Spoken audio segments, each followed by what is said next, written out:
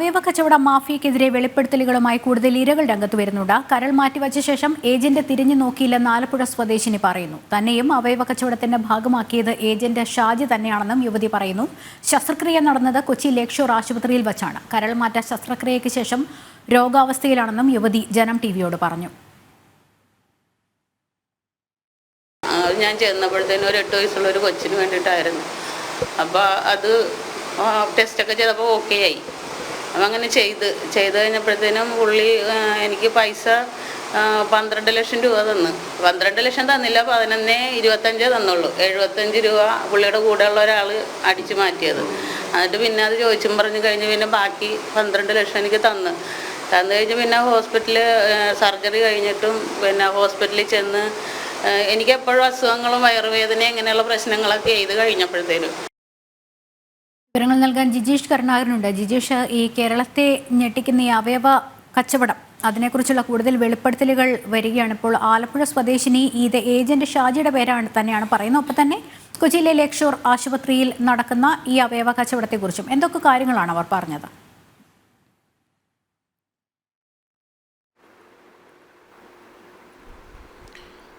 ലക്ഷ്മി, കൊച്ചി കേന്ദ്രീകരിച്ച് അവയവ കച്ചവട മാഫിയ ശക്തമാണ് എന്നതിന്റെ തെളിവുകൾ, വെളിപ്പെടുത്തലുകൾ അടക്കമുള്ള വിവരങ്ങൾ ജനം ടി വി പുറത്തുവിട്ടതിന് പിന്നാലെയാണ് സമാനമായ അനുഭവം ഉണ്ടായിട്ടുള്ള കൂടുതൽ ഇരകൾ ജനം ടി വിക്ക് മുന്നിൽ തന്നെ ഇത്തരത്തിൽ കാര്യങ്ങൾ വെളിപ്പെടുത്താൻ തയ്യാറായി മുന്നോട്ട് വന്നിരിക്കുന്നത്.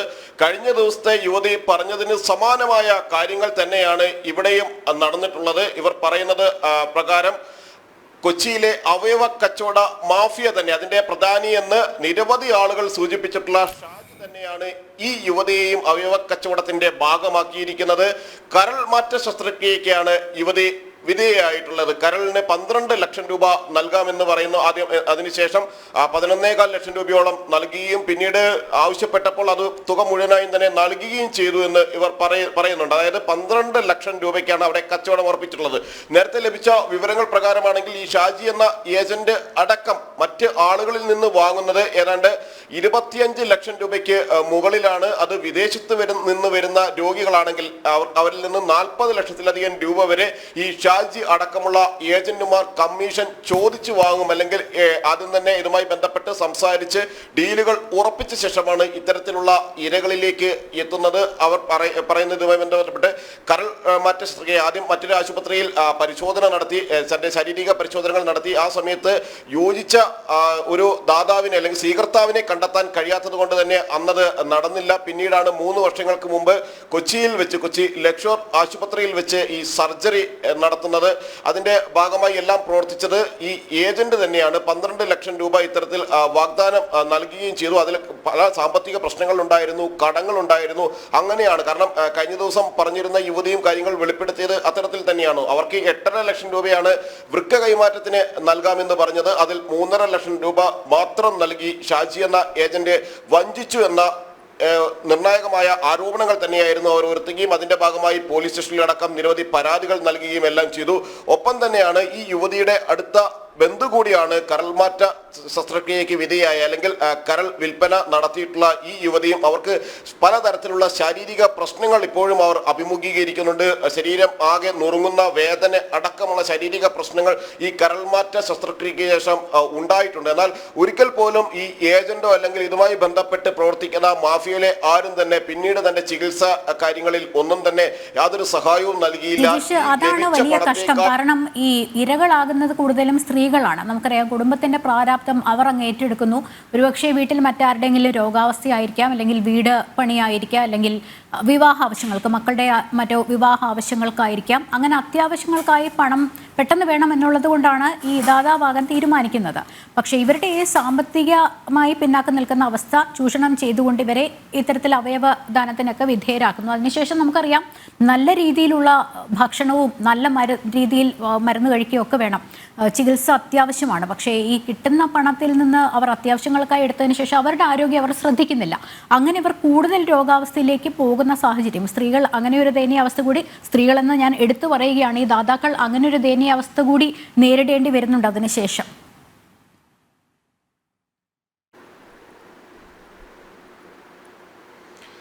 ലക്ഷ്മി, തീർച്ചയായും അത്തരത്തിൽ സ്ത്രീകൾ തന്നെയാണ് കൂടുതൽ ഈ അവയവ ദാനത്തിന് തയ്യാറാകുന്നത്, അല്ലെങ്കിൽ അവയവ ദാനമെന്ന് ഇത്തരം കേസുകളിൽ പറയാൻ കഴിയില്ല, അവയവ കച്ചവടത്തിന് മറ്റു മാർഗങ്ങളില്ലാതെ തയ്യാറാകുന്നത്. അവരെ സംബന്ധിച്ചിടത്തോളം വീട്, പലരുടെയും വീട് ജപ്തി ഭീഷണിയിലാകുന്ന ഘട്ടത്തിൽ താമസിക്കുന്ന വീട് പോലും നഷ്ടപ്പെട്ടുകൊണ്ട് മറ്റൊരിടത്തേക്ക് വഴിയിലേക്ക് ഇറങ്ങേണ്ടി വരുമെന്ന് തോന്നുന്ന ഘട്ടത്തിൽ അവിടെയെല്ലാം ലക്ഷ്മി പറഞ്ഞതുപോലെ തന്നെ സ്ത്രീകളാണ് എങ്ങനെ ആ പണം കണ്ടെത്താൻ എന്നതിനെ സംബന്ധിച്ച് മുൻകൈ എടുക്കുന്നത്.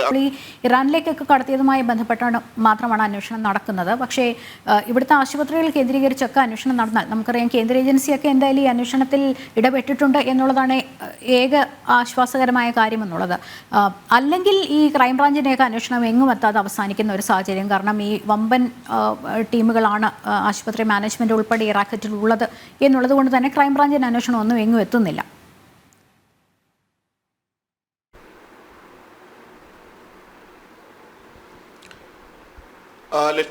ലക്ഷ്മി പറഞ്ഞതുപോലെ തന്നെ ഈ രാജ്യാന്തര അവയവ കച്ചവട മാഫിയയുടെയും മനുഷ്യക്കടത്ത് സംഘത്തിന്റെയും വിവരങ്ങൾ പുറത്തു വരുമ്പോൾ അതിനേക്കാൾ ഏറെ, അതായത് ഇറാനിലേക്ക് നടത്തുന്ന കടത്തിന്റെ അല്ലെങ്കിൽ മനുഷ്യക്കടത്ത്, അവയവ കച്ചവടത്തിന്റെ എല്ലാം എത്രയോ ഇരട്ടിയാണ് ഇവിടെ നടക്കുന്ന കേരളത്തിന്റെ വിവിധ ഭാഗങ്ങളിൽ നടക്കുന്ന അവയവ കച്ചവടം, അതിനുവേണ്ടി പ്രവർത്തിക്കുന്ന മാഫിയ എന്നത് തന്നെയാണ് ഏറ്റവും പ്രധാനപ്പെട്ട വിവരം. എന്നാൽ ഇതൊന്നും സംബന്ധിച്ച് കാര്യമായ യാതൊരു അന്വേഷണങ്ങളും നടക്കുന്നില്ല. നേരത്തെ തന്നെ കഴിഞ്ഞ 21-ന് ജനറൽ തന്നെ കൊടുത്ത വാർത്ത, ക്രൈംബ്രാഞ്ചിന്റെ റിപ്പോർട്ട് ഇതുമായി ബന്ധപ്പെട്ട് പൂഴ്ത്തി എന്നത് തന്നെയായിരുന്നു. അവയവ കച്ചവടവുമായി ബന്ധപ്പെട്ടുകൊണ്ട് ക്രൈംബ്രാഞ്ച് നൽകിയ റിപ്പോർട്ട് പൂഴ്ത്തി വെച്ചു എന്നത്. കാരണം ആ റിപ്പോർട്ട് വർഷങ്ങൾക്ക് മുമ്പ് 2020-ലാണ് റിപ്പോർട്ട് നൽകുന്നത്. അന്ന് നൽകിയ റിപ്പോർട്ടിൽ പ്രധാനമായും പറഞ്ഞിരുന്ന ഒരു കാര്യമെന്ന് പറയുന്നത് തൃശ്ശൂരിലും ഒപ്പം തന്നെ കൊടുങ്ങല്ലൂരിലും അടക്കം അവയവ കച്ചവട റാക്കറ്റ് ഏറ്റവും ശക്തമാണ്. മറ്റു പല ഭാഗങ്ങളിലും അവയവ കച്ചവട റാക്കറ്റ് പ്രവർത്തിക്കുന്നുണ്ട്, മാഫിയ പ്രവർത്തിക്കുന്നുണ്ട്. ഇതുമായി ബന്ധപ്പെട്ട കൂടുതൽ നടപടികളിലേക്ക് കടക്കേണ്ടതുണ്ട് എന്ന റിപ്പോർട്ടായിരുന്നു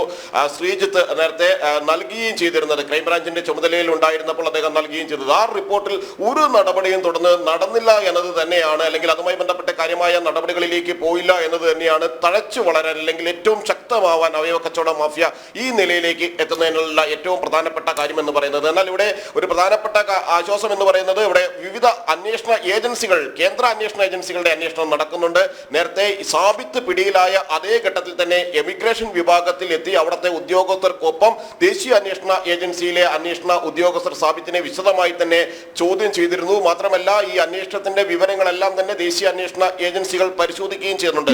CBI അടക്കമുള്ള, ഒപ്പം തന്നെ NIA അടക്കമുള്ള അന്വേഷണ ഏജൻസികൾ അന്വേഷണ പുരോഗതികൾ വിലയിരുത്തുകയും ചെയ്യുകയാണ്. കാരണം രാജ്യാന്തര ബന്ധങ്ങളുള്ളതാണ് ആ കടത്ത്. എന്നാൽ ഈ മാഫിയ കൂടി ഇത്തരത്തിൽ പുറത്തേക്ക് ആളുകളെ കടത്തിയിട്ടുണ്ടോ എന്ന സംശയം അതും കൂടുതൽ ശക്തമാണ്. ആഴത്തിലുള്ള അന്വേഷണം ആവശ്യമാണ്. എന്തായാലും അവയവ തട്ടിപ്പിന്റെ വേരുകൾ ആഴത്തിൽ ഓടിയിരിക്കുന്നത് തന്നെയാണ്. കൂടുതൽ വെളിപ്പെടുത്തലുമായി ഇരകൾ രംഗത്ത് വരുന്നുണ്ട്.